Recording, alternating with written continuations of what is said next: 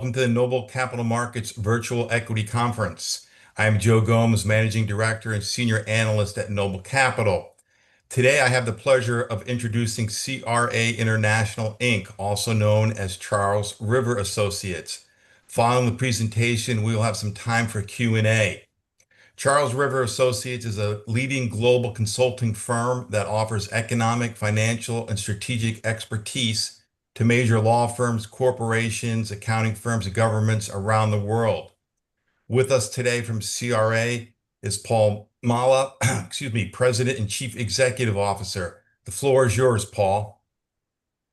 Great. Thank you, Joe. And I apologize, everyone, for keeping you waiting for a couple of minutes. Surprise, surprise, my Zoom was not cooperating this morning. So I will try to get us back on schedule. Uh, okay. So back in June, I had the honor to ring the bell on behalf of CRA celebrating our 60th birthday.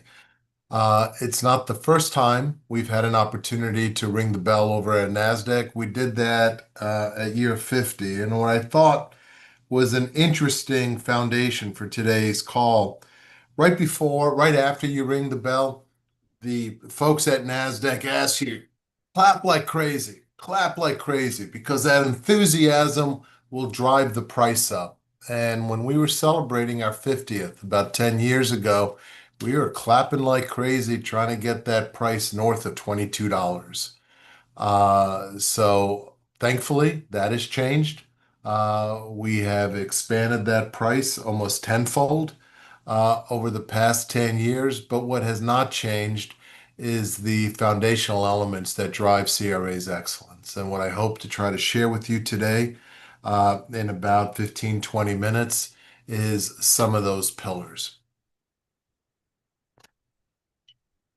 CRA has long operated at the intersection of economics and regulation, bringing quantitative tools and microeconomic analysis to our clients' most important challenges. Our areas of focus, by no means have remained static. They evolve as the needs of our clients evolve. The services that we provide fall into two main buckets: legal and regulatory consulting, which makes up roughly 80% of our portfolio, and more traditional management consulting, which makes up the remaining 20% of that portfolio. As with any consulting company, the quality of our services begin and end with my colleagues. We hail from over 70 countries, collectively speak more than 35 languages, and hold advanced degrees in more than 60 fields.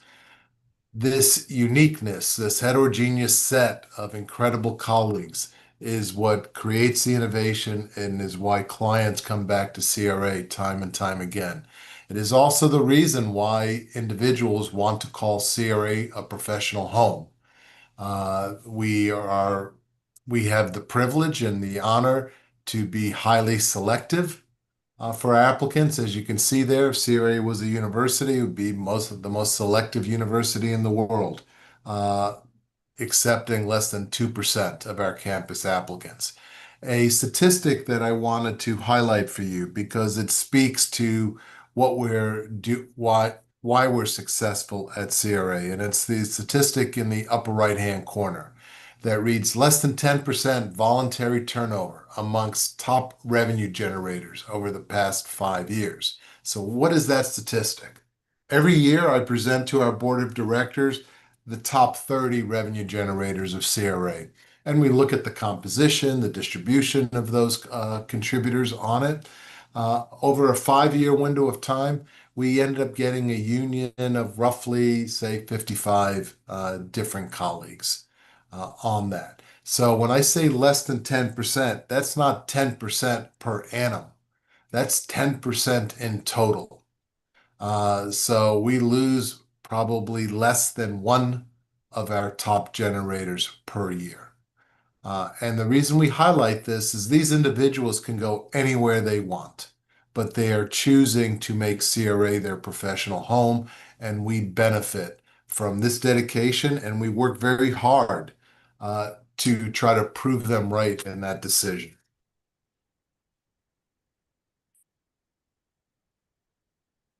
We've talked about the two lines of business. So the antitrust and competition economics practice, which resides in the legal regulatory side of the house, makes up roughly about 45% of the company's total revenue. The top three practices, that is comprised of antitrust competition economics, life sciences, and forensic services, make up roughly 75% of the total revenue of the firm. The management consulting side is made up of life sciences, our energy practice, and the Maricon practice, in addition to the auctions and competitive bidding practice, make up that 20% earlier referenced. So if you haven't heard about CRA, I think you clearly have heard about who our clients are. So this is just a compilation of different logos for clients we have worked with out of the Fortune 100 over the past 2 years.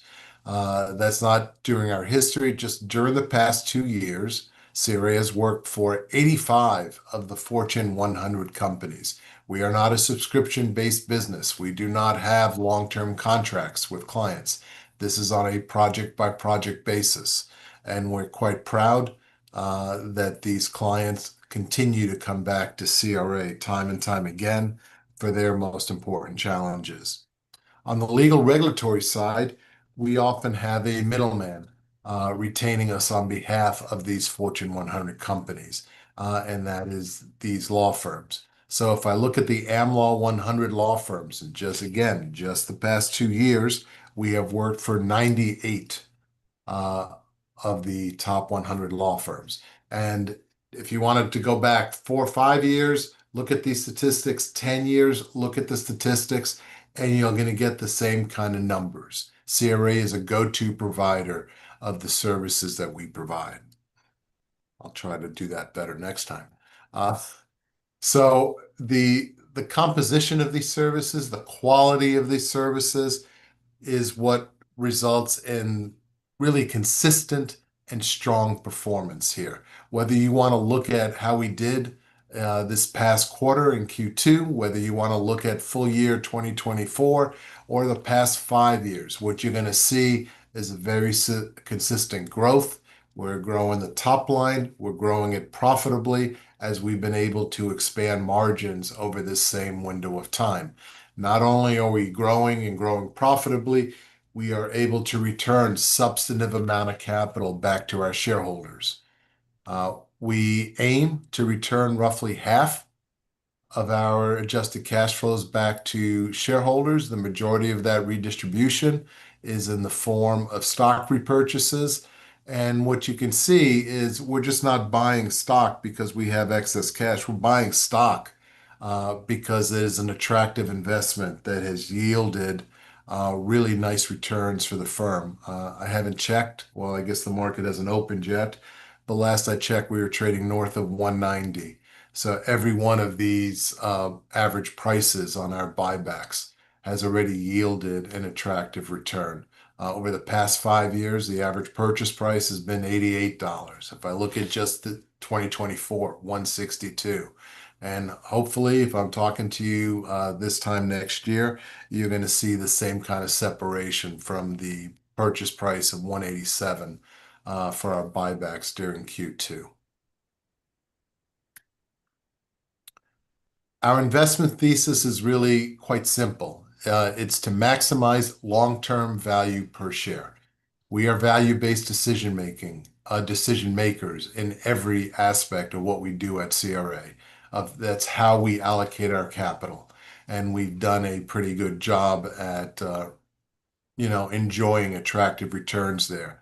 It's the long-term value. And if we don't have the appropriate reinvestment opportunities into the business or in terms of lateral revenue contributions, here we're going to give the money back to our shareholders. That's our model. It's really quite simple, but it has proven to be successful over an extended window of time. We talked about the consistent revenue expansion. And right now, past 5 years, around 8%. If I look at the midpoint of our revenue guidance for 2025, we're on that track to continue that ascension. And the other thing that's denoted in the blue box that is worth noting here is these aren't easy comparables. We're on a streak right now of 7 record years, one after the other. So we're always going, comparing ourselves relative to a peak, and we've been able to still enjoy those attractive growth rates through that period of time. The one thing I would ask all of you to take a little closer look, and then I'll try to explain it in the next handful of slides, is the idea is we talk about revenue growth, but what about profitability? You mentioned that we're expanding margin. Yes. What is the best profit measure to look at? And we use a measure internally. Our banks use it in determining our borrowing capacity. Our board uses it to determine as a key component to how to compensate the executive officers. It's a measure called adjusted EBITDA. It's the EBITDA as reported on our financial statements, plus you add back a non-cash amortization of forgivable loans. Forgivable loans are a vehicle that we use in inorganic pursuits of talent and revenue at CRA. It's because of the accounting records do not allow us to use or put these amortization within D&A or to place it in our balance sheet as you would for a traditional purchase price acquisition. So we have this large non-cash item that is used to fuel our growth flowing through our income statement. Okay. So the SEC, we used to provide the sum of these two numbers, called it adjusted EBITDA. The SEC doesn't like that addition. They say I can provide you the two components, but I just can't add them up. So if you really wanted to look at the ascension or the movement of our profitability through time, I would encourage you to look at EBITDA plus non-cash amortization of loans. And a lot of people will say, well, Paul, isn't this just smoke and mirrors? Aren't you double counting on that? And my answer is really simply no.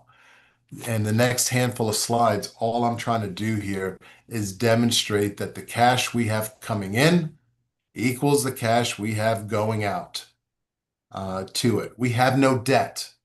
Everything is funded from internal operations. We have a line of credit that we access for working capital needs. But the uses of our capital over the past 5 years can fall into 3 main buckets, that being for talent, acquisition and maintenance of that talent, the redistribution back to shareholders, and a very small component goes into what I would call more traditional CapEx. So for the talent, we have increased our revenue over this window of time by greater than 50% for $230 million. So we are spending $185 million for talent acquisition and maintenance and enjoying an expansion of that revenue of roughly $230 million. About 1/3 of our total revenue growth is inorganic. The rest is organic. You need that healthy organic base in order to have a model that produces these kind of economic returns year after year. The CapEx, what do we go to? It's sometimes for leasehold investments, expansion of our real estate portfolio, computer needs on it. So what we've been paying out in the previous 5 years probably won't look a whole lot different than what we expect to pay in the coming 5 years, right? It's right around in that mid-single digit range there.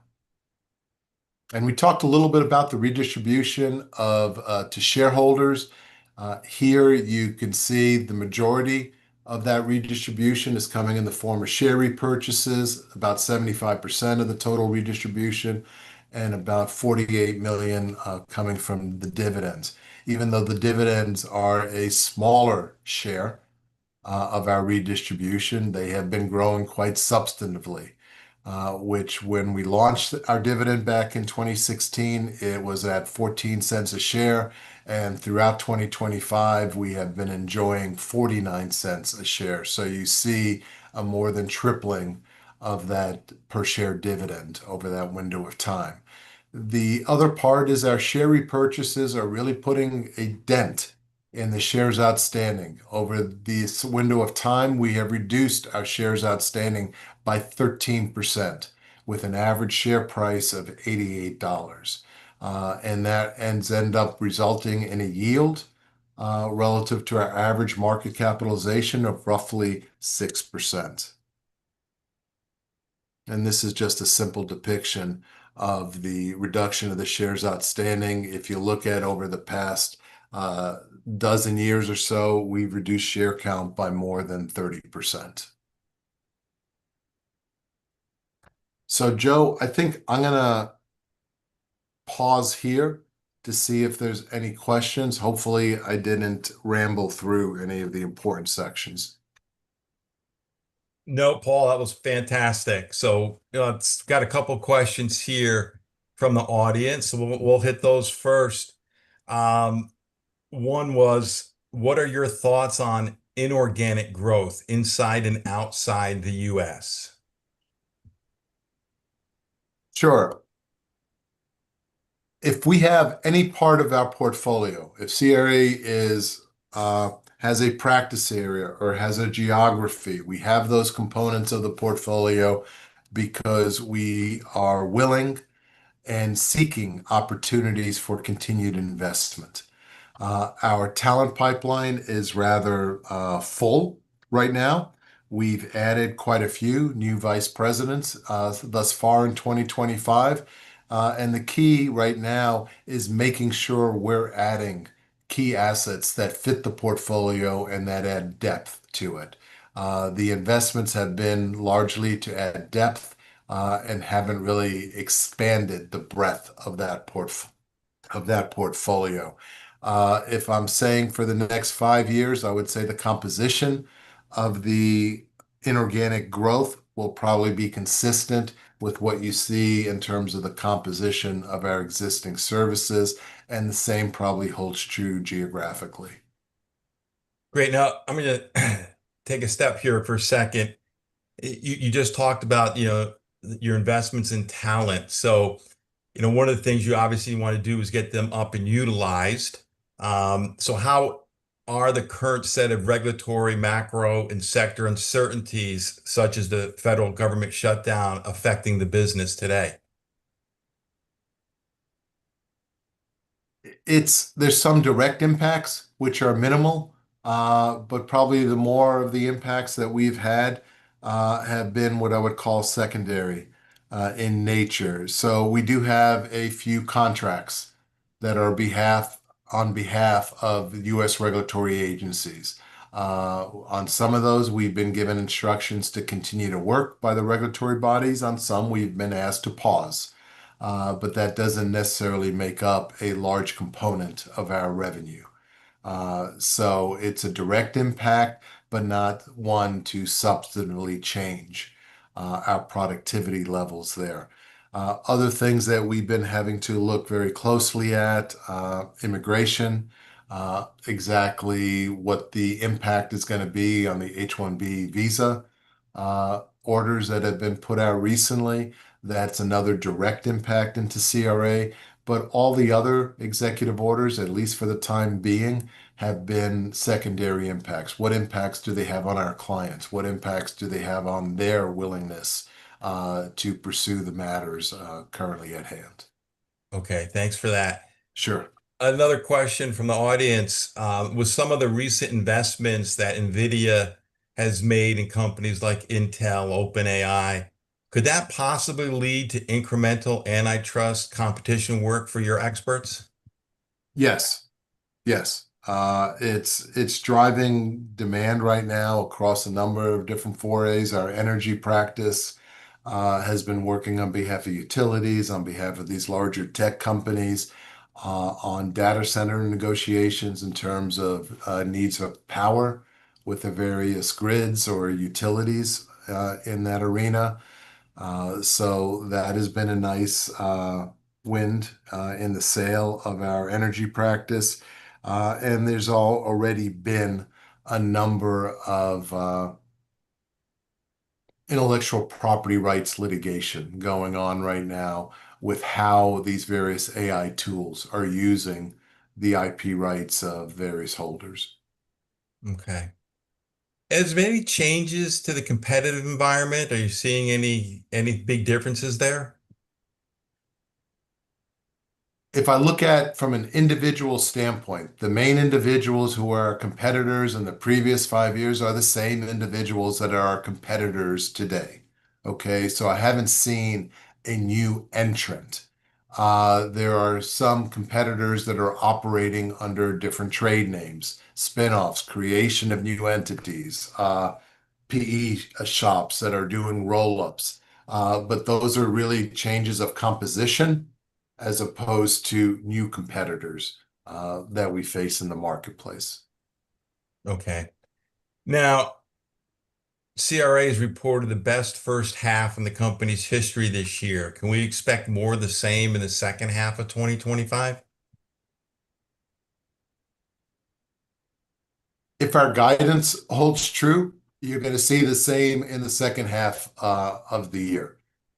With it, we are scheduled to report third quarter earnings in about 3 weeks.